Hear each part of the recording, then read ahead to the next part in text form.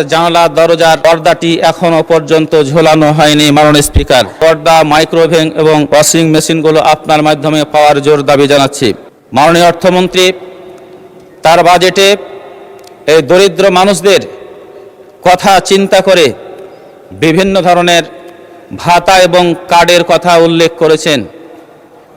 এই ধরনের ভাতা এবং কার্ড দিয়ে দরিদ্র মানুষের কষ্ট সাময়িক লাঘব হতে পারে, কিন্তু দরিদ্র মানুষদের স্থায়ী সমাধান হবে না। দারিদ্র্য বিমোচনের টেকসই এবং কার্যকর সমাধান হলো কর্মসংস্থান সৃষ্টি করা। এই জন্য আমার স্পষ্ট প্রস্তাব হচ্ছে, ভাতা এবং কার্ড নয়, এদেশের যুবক এবং তরুণদের প্রত্যেকের হাতে কাজ তুলে দেওয়ার চেষ্টা করতে হবে। মাননীয় স্পিকার, মাননীয় অর্থমন্ত্রী শিক্ষা খাতে 1,36,606 কোটি টাকার বরাদ্দের প্রস্তাব করেছেন। 2টি মন্ত্রণালয়ের 3টি বিভাগে হিসাব করলে দেখা যায় এই বরাদ্দের পরিমাণ হচ্ছে 1,22,000 কোটি টাকা। মাননীয় স্পিকার, 14,000 কোটি টাকার হিসাব কোথায় খরচ করবেন, কিভাবে খরচ করবেন, মাননীয় অর্থমন্ত্রী তা কিন্তু স্পষ্ট করে বলেন নাই। সুতরাং এখানে একটি গোজামিলের আশ্রয় নেওয়া হয়েছে। তবে আমার স্পষ্ট প্রস্তাব হচ্ছে, বাংলাদেশে নন এমপিও শিক্ষা প্রতিষ্ঠান এবং শিক্ষকরা আন্দোলন করছে।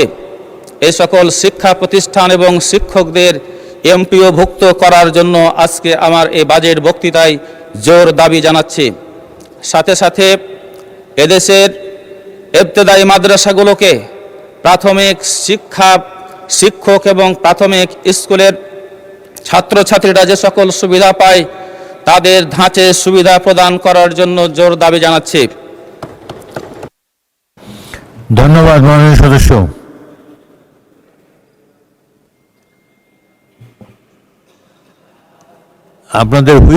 আপনার হুইপ তো টাইম দিচ্ছে না, আপনার হুইপ 1 মিনিট দিয়েছে, 1 মিনিটে প্লিজ কনক্লুড করুন। মাননীয় স্পিকার, আপনাকে অসংখ্য ধন্যবাদ। আমরা বাজেটের ওপর কথা বলছি। সম্পূরক বাজেটও এই মহান জাতীয় সংসদে পাস হয়েছে। মাননীয় স্পিকার, মাননীয় সংসদ সদস্যরা অনেক টাকার সম্পূরক বাজেটও পাস করেছে, কিন্তু এই সংসদ সদস্যদের আবাসিক ফ্ল্যাটগুলোতে থাকার জন্য যেটা দেওয়া হয়েছে তার জানালা দরজার পর্দাটি এখনো পর্যন্ত ঝোলানো হয়নি। মাননীয় স্পিকার, সুতরাং জোর দাবি জানাচ্ছি। আমরা শুনেছিলাম যে আমাদের এই ফ্ল্যাটগুলোতে একটি করে ওয়াশিং মেশিন এবং মাইক্রো ওভেনও দেওয়া হবে। এই পর্দা, মাইক্রো ওভেন এবং ওয়াশিং মেশিনগুলো আপনার মাধ্যমে পাওয়ার জোর দাবি জানাচ্ছি। মাননীয় স্পিকার, আপনাকে অসংখ্য ধন্যবাদ।